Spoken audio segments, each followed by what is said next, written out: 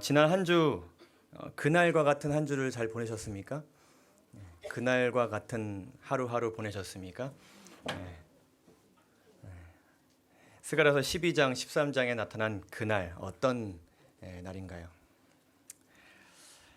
나의 심령과 내 입술과 행동으로 나오는 겉모습, 나의 생활 모든 것이 누구로 가득 차는 날? 예수님으로 가득 차는 날. 그날이 바로 이 스가랴서가 이야기하는 그날, 바로 그날입니다. 그날은 주님 오시는 그날이기도 하면서 언제일 수 있다고 했죠? 바로 오늘, 지금 이 순간일 수 있다라고 우리가 살펴보았습니다. 여러분 마음 가운데 이런 마음이 있으실 것입니다. 오늘이 늘 그날 같기를, 내일도 그날 같기를, 진짜 그날이 올 때까지 모든 날이 다 그날 같기를 바라는 마음 다 있으시죠? 그러한 소망이 우리에게 있는 것은 그날 같지 않은 날들이 있기 때문입니다. 그날만큼 충만히 역사해 주지 않으시는 것 같은 날, 내가 충만하게 그분을 내 마음에 모시지 못하는 것 같은 날, 그런 날들이 우리가 살다 보면 많이 있고, 그런 날들 때문에 우리 마음에 많은 고민과 염려와 또 힘듦과 부침이 있음으로 인하여서 우리는 더더욱 주님이 오시는 그날을 간절히 고대하게 됩니다. 다르게 생각해 보면 이 그날 같지 않은 날들이 있기 때문에 우리는 살면서 그날의 소중함을 깨닫게 되는 것입니다. 그런 날들이 있기 때문에 예수님께서 지금 내 마음에 오셔야만 한다는 것을 느끼게 되는 것이고, 주님께서 모든 것을 정결하게 하시는 그날이 빨리 오기를 바라게 되는 것이죠. 만약 지금 우리가 살아가는 오늘이 굳이 그날이 오지 않아도 충분히 행복하고 충분히 많은 것들로 채워져 있는 것처럼 느껴진다면, 그런 마음을 가지고 있다면 우리는 그날의 소중함을 깨닫지 못하게 될 것입니다. 오늘 우리가 살펴보게 되는 이 스가랴서 마지막 부분의 말씀은 우리에게 이 그날과 관련된 아주 귀중한 교훈들을 또한 주고 계십니다. 첫째로는 그날 같지 않은 나를 견뎌내 주신 분 덕분에 우리가 그날을 누릴 수 있게 되었다는 것을 다시 한번 깨닫게 하십니다. 또 우리가 살면서 이 그날 같지 않은 날들을 경험함으로 인하여서 우리를 향한 그분의 마음을 확인합니다. 또한 그분에 대한 내 마음을 확인할 수 있습니다. 예수님이 필요하다. 예수님 나에게 오셔야만 한다. 그러면서 우리는 최종적으로 주 예수여 속히 오시옵소서라는 고백을 매일매일 하게 되는 것이죠. 이러한 내용을 우리가 이 스가랴서 말씀을 통해 다시 한번 확인하고자 하는 것입니다. 6절의 말씀, 13장 6절에 있는 말씀을 읽도록 하겠습니다. 어떤 사람이 그에게 묻기를 내 두 팔 사이에 있는 상처는 어찌 됨이냐 하면 대답하기를 이는 나의 친구의 집에서 받은 상처라 하리라. 그래서 어떤 사람이 한 사람에게 질문을 합니다. 두 팔 사이에 정확히 어딘지는 우리가 알 수는 없지만은 상처가 있어 보여가지고 어디서 난 상처냐 했더니 친구의 집에서 이 상처를 얻었다. 여기서 말하는 이 친구의 집에서 상처를 받은 이 사람은 누구인가? 여러 주석들이 다양하게 해석을 하는데, 사실 이 스가랴서 13장과 14장에는 난해절이 굉장히 많습니다. 그래서 대부분의 주석들이 여러분 혹시 보시게 되면은 이것이다라고 이제 명확하게 해석하는 부분들도 있지만은 이렇게 해석될 수도 있고 저렇게 해석될 수도 있다라고 설명하는 것이 굉장히 많습니다. 근데 일반적으로 두 가지로 이 인물을 해석하는데, 첫째는 이제 스가랴서 13장 2절에서 5절 우리가 이제 살펴보지는 않겠지만은 거기에 이제 거짓 선지자들의 최후에 대한 말씀이 나오는데 이들을 뜻한다. 그래서 이 우상 숭배자들이 행했던 그 자해 행위, 열왕기상 18장을 보시게 되면 그 내용이 나오거든요. 그래서 여러분 혹시 이렇게 성경을 보시게 되면은 보통 제가 지금 보는 복음 성경도 6절까지를 이제 한 파트로 이제 봅니다. 1절부터 6절까지. 근데 이제 이렇게 해석하는 주석들도 뭐라고 얘기하냐면 재림교회 주석을 포함해서요. 이것은 예수님을 나타낼 수도 있다. 예수님을 상징할 수도 있다. 왜냐하면 그 다음에 나오는 그 구절이 이 지금 6절의 말씀과 이렇게 자연스럽게 좀 연결되기 때문이다 라고 이야기하는데, 예수님께서는 공생의 기간 동안, 그리고 십자가에서, 그리고 직전에 그분의 친구들과 그들의 집, 우리 12장에서부터 계속 그 다윗의 집 이런 표현이 자주 나왔잖아요. 그래서 그분이 이렇게 섬겼고 그분이 사랑했던 그들의 집에서 상처를 받으셨잖아요. 그래서 이것을 나타내는 것이다. 저는 개인적으로는 이 두 번째 해석에 더 마음이 갑니다. 7절을 보시게 되면 이렇게 말씀하세요. 만군의 여호와가 말하노라, 칼아 깨어서 내 목자, 그리고 내 무엇이 된 짝된 자를 치라, 이제 이렇게 말씀을 하십니다. 이제 여호와 하나님께서 이렇게 말씀을 하시는 것인데, 나의 짝된 자라고 하면은 이제 어떤 관계 속에 있는 것으로 여러분 느껴지십니까? 내 짝이다. 나의 짝꿍 혹은 단짝, 우리가 단짝 친구를 하잖아요. 무엇을 할 때 굳이 맞춰보지 않아도 호흡이 맞고 생각이 같으며 서로를 이해하고 존중하고 어디를 가든지, 그리고 무엇을 하든지 마음 가운데 편안함이 있는 그런 친구를 우리가 짝이라 그러지 않습니까? 그래서 여호와 하나님께서 말씀하시기를 내 짝된 자를 칠 것이다라고 말씀하시는데, 그분은 이 짝이라는 표현 속에 나타나는 것처럼 하나님과 동격, 같은 동등한 위치에 있는 분이시면서 그분과 아주 친밀하고 긴밀한 관계 속에 있는 분이다라는 것을 우리가 알 수 있게 됩니다. 근데 그러한 분께서 그분의 양들이자 친구들을 위해 찔림을 당하셨지만 그들은 그들의 목자이자 친구를 떠나갔습니다. 근데 이러한 일에 대해서 이 스가랴서 13장의 말씀에 대해서 예수님께서 직접 언급하십니다. 마태복음 26장에서요.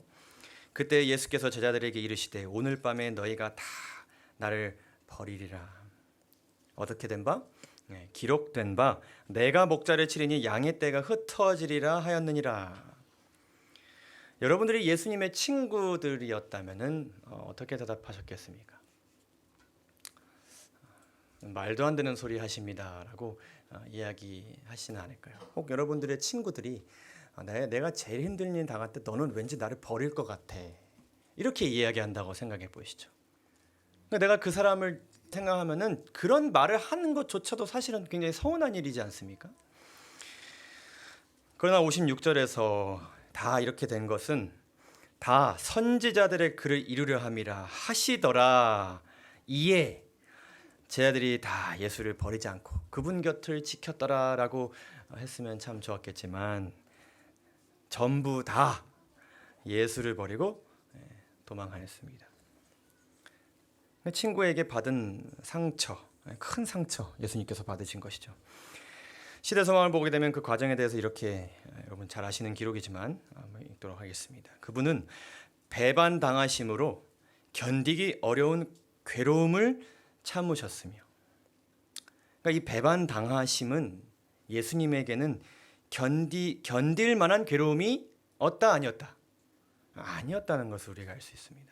예수님에게도 이 배반당함은 정말로 견디기 어려운 괴로움이었습니다. 그러나 참으신 것이죠. 제자들이 자기를 버리고 도망하는 것을 어떻게 하셨다고요? 두 눈으로 목격하셨다고요. 떠나가는 모습을 직접 보신 것입니다. 그러나 그리스도께서는 그 모든 일에 실패하지 않으셨다. 그분께서는 하나님께 영광을 돌리는 말씀밖에는 아무 말씀도 하지 않으셨다. 그 모든 수치스럽고 조소 섞인 신문을 받으시는 모든 시간 동안 그분은 확고부동하고 존귀하게 처신하셨다. 왜냐하면 예수님께는 목적이 있었기 때문입니다. 우리 모두에게 그날의 축복을 주시기 위해서 주님은 참으셔야 했습니다. 견디셔야 했습니다. 저들의 목적이 이루어지는 것을 만족히 여기는 제사장들과 관원들에게 아무런 복수도 구하지 않으셨다.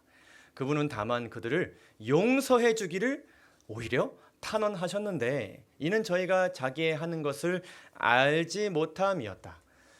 그리스도께서 원수를 위하여 드리신 그 기도는 온 세계를 포함한다. 그것은 이 세상이 시작한 때로부터 끝낼 때까지 이 땅에 살았거나 앞으로 살게 될 모든 죄인들에게 그날의 축복을 주시기 위한 것이었습니다. 모든 사람에게 하나님의 아들을 십자가에 못 박은 죄가 놓여 있다. 용서는 모든 사람에게 값없이 제공되었다.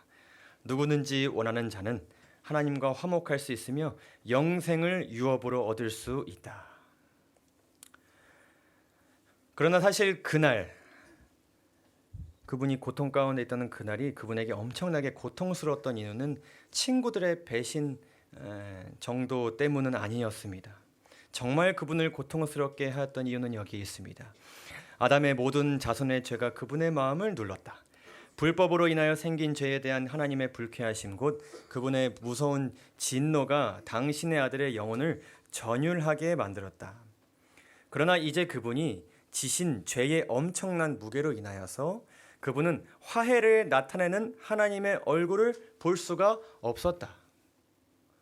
이것이 그분에게 있어서 가장 큰 괴로움이었습니다. 그래도 누구만큼은 내 짝이기 때문에, 아버지만큼은 내 짝이기 때문에 그 짝 마지막 최후의 보름만 바라보고 그분이 견디셨는데 그분의 얼굴을 볼 수가 없었던 것입니다. 그 최대의 고민의 시간에 구주께로부터 하나님께서 당신의 얼굴을 돌리심으로 인하여 인간이 결코 완전히 이해할 수 없는 슬픔이 그분의 마음을 찔렀다. 여러분 살면서 가장 신뢰할 수 있고 가장 내가 사랑을 많이 표현하면서 나에게 가장 많은 사랑을 주었던 그리고 가장 오랫동안 그러한 관계 속에 있었던 사람과의 관계가 이런 과정을 통해서 끊겨진다고 여러분 생각해 보십시오. 세상에는 인간이 많고 내가 새롭게 사귈 수 있는 사람들이 여전히 많이 있을지라도 그 한 대상을 잃음으로 인해서 우리는 아마 온 세상을 다 잃어버린 그런 기분을 가지게 될 것입니다. 그러나 예수님께서는 그조차도 우리에게 그날의 축복을 주시기 위해서 견뎌내셨다는 것입니다. 여러분 그래서 우리가 때로는 그날 같지 않은 날들이 있어도 우리에게 간혹 때로는 자주 혹은 매일 순간 그 축복이 우리에게 전달되는 것은 결코 쉽게 주어진 것이 아니라는 것을 우리 모두 기억하게 되시기를 간절히 바랍니다. 우리가 잠깐 평안하게 되는 것, 어떤 문제에서 자유함을 얻게 되는 것, 기도함으로써 마음의 응답됨을 느끼게 되는 것, 기도드렸던 일들이 수월하게 잘 풀리는 것, 형통하게 되는 것, 우리의 일상 속에서 예수님의 섭리를 느낄 수 있는 그 작은 혹은 큰 어떤 그 섭리들이 그냥 내가 기도했기 때문에, 내가 간구했기 때문에, 내가 원하기 때문에 주어진 것이 아니라 그날 같지 않은 날을 끝까지 견뎌내신 분이 있었기 때문에 이 잠시의 평안함도 나에게 올 수 있었다는 것을 우리 모두 기억하게 되기를 간절히 바랍니다. 그것을 우리가 기억하게 될 때 그렇게 마음 심령 가운데 예수님의 마음으로 충만하게 되기를 바라는 마음으로 살아가고자 하는 자들에게 예수님께서 이렇게 말씀하셨습니다. 예수께서 제자들에게 이르시되 누구든지 나를 따라오려거든 자기를 부인하고 자기의 무엇을 지고 십자가를 지고 나를 따를 것이다. 그런데 이 말씀이 우리에게는 때론 좀 내가 과연 그럴 수 있을까라는 생각을 가지게 합니다. 왜냐하면 예수님께서 가셨던 그 길이 어떤 길이었기 때문에 너무 힘든 길이고 외로운 길이었기 때문에 만약 나도 이 길을 가게 될 때에 예수님처럼 이러한 배반을 당하지는 않을까. 혹 내 짝 되신 분조차도 내가 정말 힘들 때 그분의 얼굴을 보여주시지 않을 수도 있지는 않을까 라는 마음이 우리 마음 가운데 있을 수 있습니다. 그러나 스가랴서 13장 7절의 말씀은 우리에게 이러한 반전의 말씀을 주시고 계십니다. 내 짝된 자를 치라. 목자를 치면 양이 흩어지려 지는 것처럼이 아니라 흩어지려 니와. 그 목자를 치면 양떼들이 흩어질 것이다. 그러나 작은 자들 위에는 내가 내 손을 들이우리라. 똑같은 십자가의 길인 것 같이 보여지지만은 이 길에는 차이가 있습니다. 분명한 차이가 있습니다. 예수님께서 내가 간 길을 너희도 가라고 말씀하실 때는 나처럼 외롭고 그냥 혼자 다 짊어지고 가라는 말씀이 아니라 가는 건 맞지만 여기 보시면 작은 자들 위에 내 손을 이렇게 들이울 것이다라고 말씀하십니다. 이 작은 자들은 스가랴서 12장에서 언급한 약한 자, 소수의 무리, 정말 보잘것없고 세상에서 그리고 하나님의 관점에서 보기에도 큰 일을 감당 전혀 할 수 없을 것만 같이 보여지는 그런 사람들, 바로 그 사람들에게 하나님께서 손을 들이우실 것이라고 말씀하세요. 여기서 들이운다는 것은 돌아가다, 돌아오다, 혹은 회복하다, 새롭게 하다, 뭔가가 새로운 것으로 가득 차게 되는 것, 이전과는 다른 삶을 살게 되는 것을 의미하는데 여기는 이중적인 의미가 있습니다. 여기에는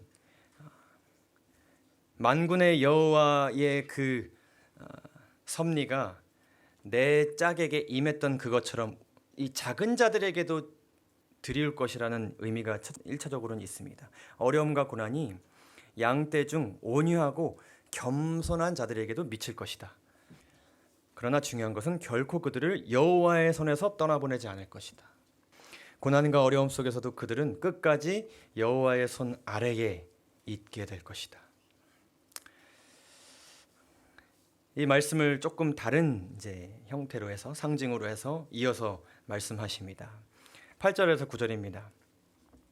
여호와가 말하노라 이 온 땅에 잘 보세요. 3분의 2는 멸망하고 3분의 1은 거기 남을 것이다.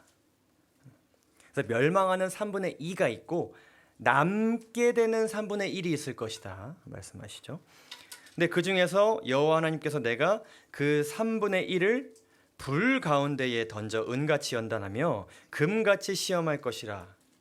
그들이 내 이름을 부르리니 내가 들을 것이며 나는 말하기를 이는 내 백성이라 할 것이요 그들은 말하기를 여호와는 내 하나님이시라 하리라. 자, 여기 보시면은 3분의 2가 있고 3분의 1이 있습니다. 3분의 2는 이제 주류이자 절대 다수를 뜻하는 것이고 3분의 1은 소수를 의미하는 것인데 하나님께서 이 3분의 1에게 불 가운데로 던져지는 연단의 시험을 주신다고 말씀을 하십니다. 근데 이러한 시험이 오게 되었을 때 여기 보시면은 이 3분의 1의 반응이 어떠한지를 우리가 봐야 됩니다. 시험할 것이라. 그 다음 뭐라고 말씀하세요? 그들의 반응이 어떻습니까? 그들의 어떤 대처가 어떻습니까? 그들이 어떻게 한다고 기록하고 있죠? 여호와의 이름을 부른다라고 기록하고 있습니다. 이 말씀을 통해서 우리는 이 남은 자손, 남은 무리의 이 특징을 우리가 알 수 있게 됩니다. 고난과 어려움이 우리의 삶 가운데로 들어오게 될 때에 이 남은 자손이 즉시로 하는 것이 무엇인가? 그래서 하나님께서 내 백성이라고 부르는 자들은 고난과 어려움 속에서 하나님을 찾는 자들이다라는 것을 우리가 이해할 수 있게 됩니다. 그리고 이 밑줄 친 구절을 보시게 되면 이것은 하나님께서 구약 말씀 속에서 그분의 백성과 언약을 맺으실 때 자주 하셨던 말씀입니다. 이 백성은 내 백성이라. 그리고 그 백성이 여호와는 내 하나님이시라 이렇게 말하게 될 때 이것이 언약이 맺어지는 것입니다. 결혼의 관계가 맺어지는 것이죠. 뗄 수 없는 관계로 이렇게 맺어지게 되는 것입니다. 특별히 이제 고난 속에서 하나님을 찾는 남은 자손에 대한 하나님의 보증과 약속을 드러내고 계신 것입니다. 내가 이들을 위해서 이렇게 할 것이다. 너희가 이렇게 할 때에 내가 반드시 이렇게 할 것이다. 하나님께서는 우리에게 고난의 불 속에 들어가는 일을 경험하게 하신다고 말씀하세요. 여기서 이제 우리가 말라기서에서 또 살펴보겠지만 금과 은이 보통 어디서 이렇게 연단이 되나요? 뭐 이렇게 모닥불이나 어떤 무슨 캠프파이어 불에서 이렇게 연단되어지나요? 그렇지 않죠. 어떻게 하기만 해도 뜨거운 곳, 가까이 가기만 해도 뜨거운 곳. 근데 어디로 들어가게 해주신다고요? 속으로. 우리의 삶 가운데는 타들어가는 고통을 느끼게 되는 고난과 시험들이 있습니다. 뜨겁다 정도가 아니라 그냥 내 자체가 그냥 녹아내려지는 듯한 그런 고난을 이야기합니다. 큰 고난과 어려움들을 이야기하는 것이죠. 이러한 고난이 우리에게 왜 주어지는 것인가? 하나님께서 직접 주신다고 말씀을 하셨기 때문에. 잠언 17장 3절을 보게 되면 이렇게 말씀하세요. 도가니는 은을, 풀무는 금을 연단하거니와 여호와는 무엇을 연단하신다? 마음을 연단하신다. 이것은 하나님께 대한 우리의 마음이 이전보다 더 간절하고 더 확신에 차도록 하시기 위해서 하나님께서는 우리에게 고난의 불 가까이 하실 때도 있지만 심지어는 어디 속으로 들어가게, 그 불 속으로 들어가게도 하신다는 것입니다.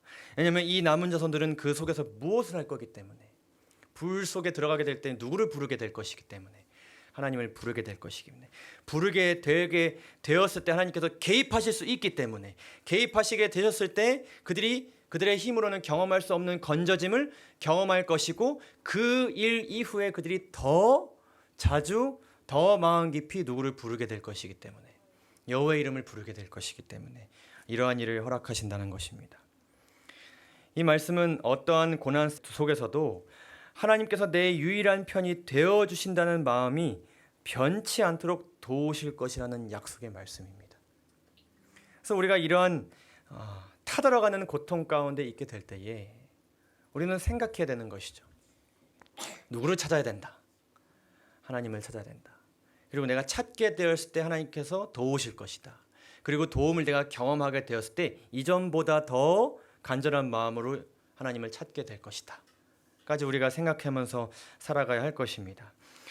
이 말씀을 이제 스가랴서 방금 살펴본 말씀에서 우리가 본 것처럼 3분의 2와 3분의 1이 있습니다.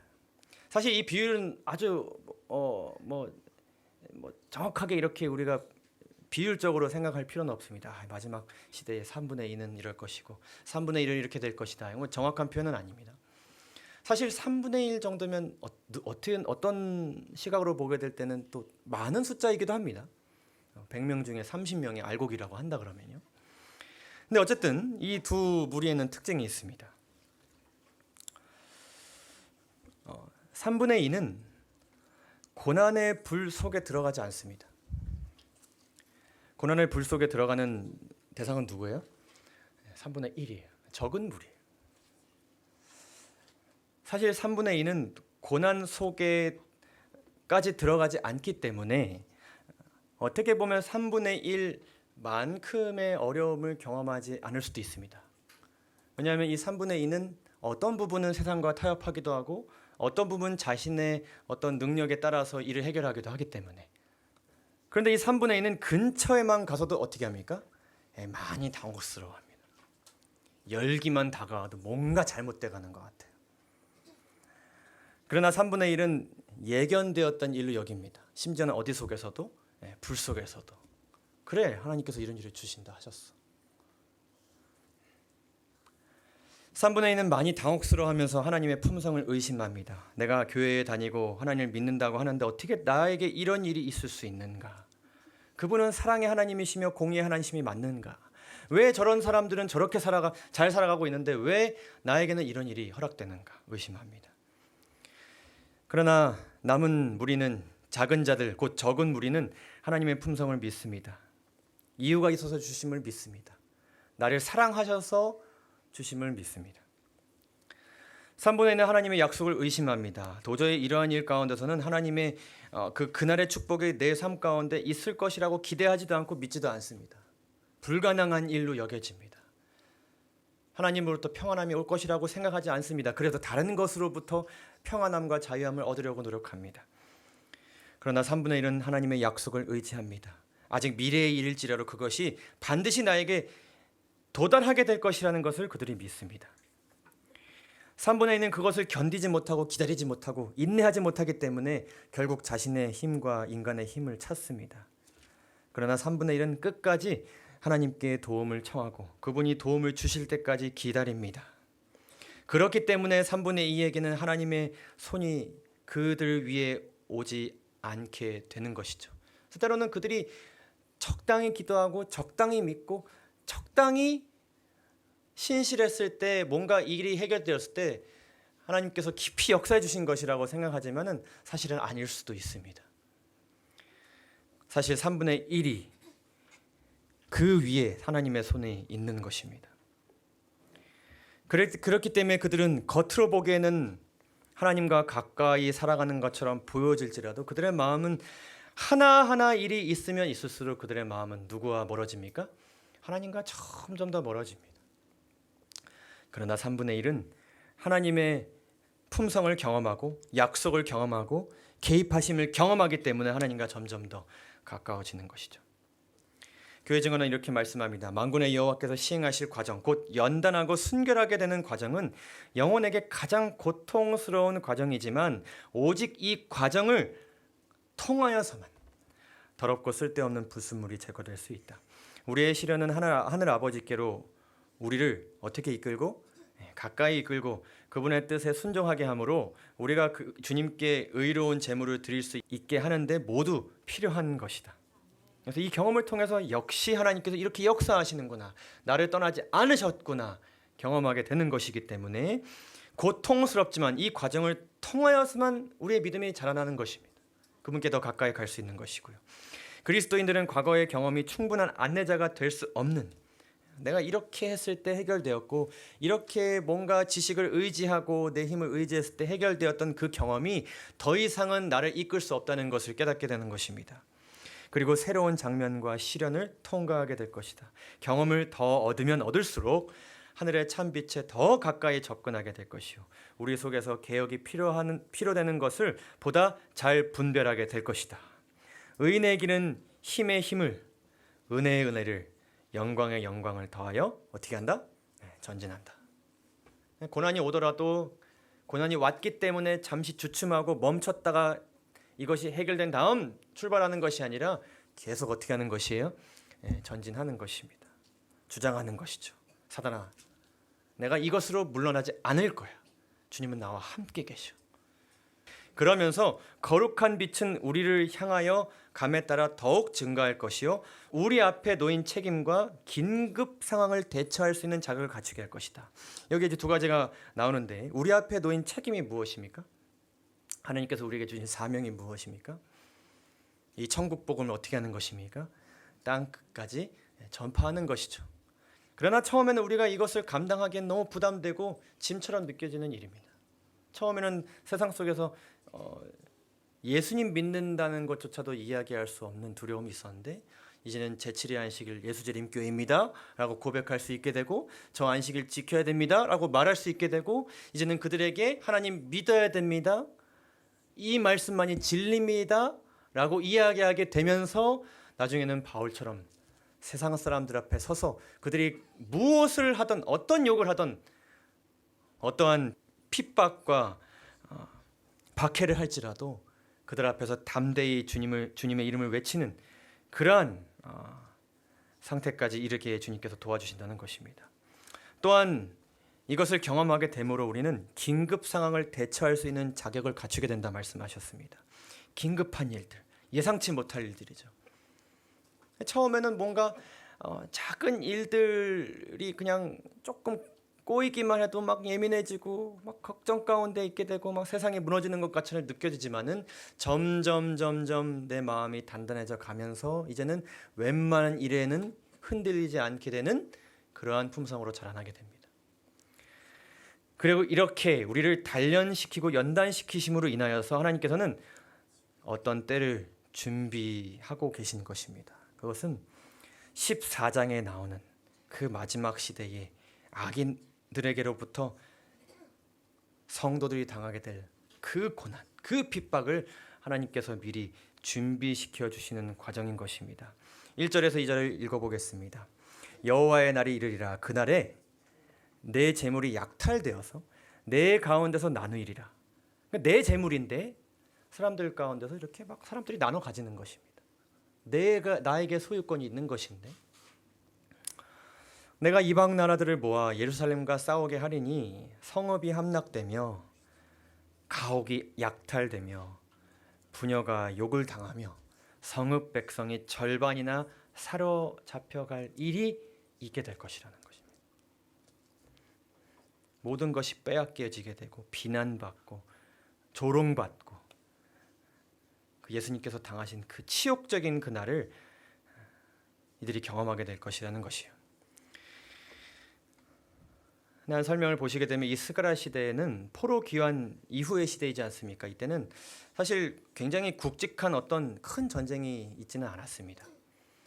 그렇기 때문에 이 묘사들은 재림전 성도들이 악인들에게 당할 고난을 예언했다고 볼 수 있다라고 설명하는데, 이것은 마지막 때에 짐승의 표가 강요되고 남은 자손에 대한 박해가 극심해질 그 시기를 표현하는 것으로 우리가 이해할 수 있습니다. 왜냐하면 이 내용이 최종적으로 하나님께서 이 땅의 왕으로 임하시게 될 그 장면 직전에 있기 때문입니다. 각시대 대쟁투는 설명합니다. 하나님의 말씀을 양심적으로 순종하는 것이 반역으로 취급받을 것이다. 사단으로 말미암아 눈이 멀어진 부모들은 그 믿는 자녀를 혹독하게 가혹하게 취급할 것이며, 주인과 여주인은 계명을 지키는 하인을 박해할 것이다. 애정은 끊어지고 자녀들은 상속권을 잃고 가정에서 쫓겨날 것이다. 여기 보시면 첫 번째로는 인간의 어떤 그 시민으로서의 기본 권리가 박탈되는 것입니다. 내가 내 신념 가지고 사람들에게 피해 끼치지 않고 하나님을 믿는 것일지라도 그것 때문에 이것이 무엇이 무너진다. 일종의 우리가 살아가는 이 세상이 무너지고 있다. 국가가 무너지고 있다. 사회 질서가 무너지고 있다라고 여겨지게 되는 것이죠. 그리고 가족 관계가 깨어질 것이라고 이야기합니다. 그리고 우리가 일하는 그 일터의 현장에서도 모든 신뢰 관계는 깨어질 것이라고 하나님께서 말씀하십니다. 디모데후서 3장 12절에서 무릇 그리스도 예수 안에서 경건하게 살고자 하는 자는 핍박을 받을 것이라는 그 바울의 말이 문자 그대로 실현될 것이라고 우리에게 미리 대비시켜주고 계십니다. 진리를 옹호하는 사람들이 일요일을 안식일로 존중하지 않게 될 때에 그들 중 어떤 사람들은 옥에 갇히게 되고 어떤 사람들은 추방을 당하고 어떤 사람들은 노예처럼 취급될 것이다. 인간의 지혜로 볼 때 지금은 이런 일이 있을 수 없을 것처럼 보인다. 그러나 사람들을 제어하고 있는 하나님의 신이 물러가고 사람들이 하나님의 율법을 미워하는 사단의 지배 아래 충만히 놓이게 될 때에 이상한 현상이 생기게 될 것이다. 사람의 마음에서 하나님께 대한 두려움과 사랑이 제거되면 그 마음이 매우 잔인해질 수 있다. 반대가 더욱 격렬해짐에 따라 하나님의 종들은 괴로움을 당하게 될 것이다. 그러나 양심과 하나님의 말씀은 그들의 길이 옳다는 것을 그들에게 확신시켜 준다. 맞아. 이런 일이 있을 것이라고 하셨어. 이런 일이 있을 때에 이렇게 하라고 하셨어. 이런 일이 있으면 곧 오신다고 하셨어. 역시 하나님의 말씀이 맞는구나라는 것을 확신하게 될 것이라는 것입니다. 그러므로 비록 시련이 계속될지라도 그들은 그것을 견딜 수 있도록 강해진다. 싸움은 더욱 급박해지고 격렬해진다. 그러나 그들의 믿음과 용기는 사태가 어려워짐에 따라 더욱더 어떻게 된다고요? 강해진다. 그들은 다음과 같이 간증한다. 우리가 섬기는 주님은 우리를 능히 구원하실 수 있으시다. 그리스도께서는 세상의 권세를 이미 정복하셨다. 그런데 우리가 이미 정복된 세상을 두려워해야 하는가? 14장 2절에서 3절 이에 대한 말씀 이렇게 주십니다. 우리가 방금 살펴봤던 것처럼 사로잡혀 가려니와 사로잡혀 갈 것이다. 그러나 남은 백성은 성읍에서 끊어지지 아니할 것이다. 이어서 말씀하십니다. 마침내 그날에 그의 무엇이? 그의 발이 예루살렘 앞 곧 동쪽 감람산에 서실 것이다. 이게 아주 중요한 표현입니다. 그분의 발이 감람산에 이렇게 딱 내려오게 되시는 것입니다. 나의 하나님 여호와께서 임하실 것이요 모든 거룩한 자들이 주와 함께하리라. 여호와께서 천하의 왕이 되시리니 그날에는 여호와께서 홀로 한 분이실 것이요 그의 이름이 홀로 하나이실 것이다. 자, 그런데 여러분, 감람산이 어떤 곳입니까? 예수님께서 감람산에서 무엇을 하셨습니까?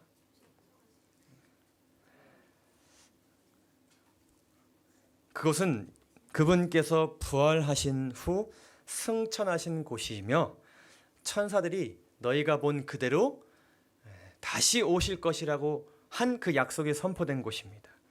그곳에 그의 발이 감람산 위에 내려오시는 것입니다. 굉장히 극적인 장면이죠.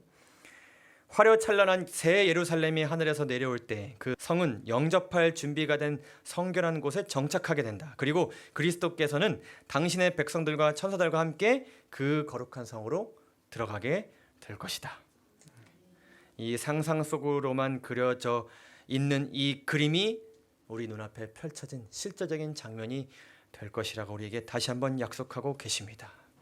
여러분, 이 장면이 곧 우리 눈앞에 펼쳐지기를 간절히 바라십니까? 반드시 올 것입니다. 곧 오게 될 것입니다. 11절은 말씀하십니다. 사람이 그 가운데 살며 다시는 저주가 있지 아니하리니 예루살렘이 평안히 서리로다. 여러분, 이 날이 꼭 오기를 여러분 간절히 바라십니까? 세 가지 우리가 함께 마무리하면서 기억하였으면 좋겠습니다.